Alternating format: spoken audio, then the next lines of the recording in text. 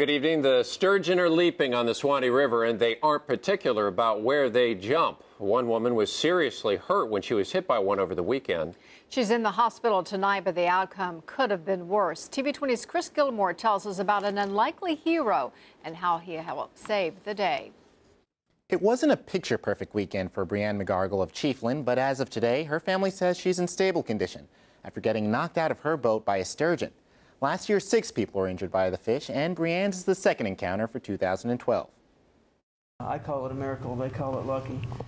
It may have been a mixture of both that kept Brianne McGargle alive after she was knocked out of her boat Sunday afternoon by a sturgeon on the Swanee River. The flying fish took more than just the wind out of Brianne and left behind a shocked family. Brianne is now in Shands with 3 broken ribs, a broken collarbone, 2 broken arms, 4 missing teeth, and a lacerated liver. It was a miracle that it wasn't any worse. If it would have been 6 inches higher or 6 inches lower, would probably be picking out flowers right now. So Sturgeons, which spawn this time of the year in the Swanee, are a common and dangerous sight. it doesn't look like a typical fish.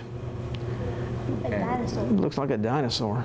Stephen McGargle says he was raised on the river and had never before been involved in a sturgeon accident. I'd have a better chance of hitting the lottery than get hit by one of these fish, you know.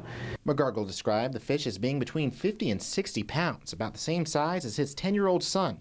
But Grayson made up for his small frame, taking the wheel of the boat as his dad, Stephen, attempted to resuscitate his mom, Brianne. I couldn't stay calm. I was panicking.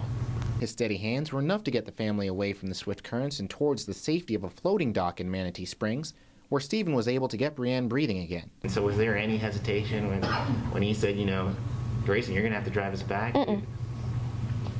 I got right on the wheel and started driving. During those few moments, Stephen and Grayson say they learned a simple lesson.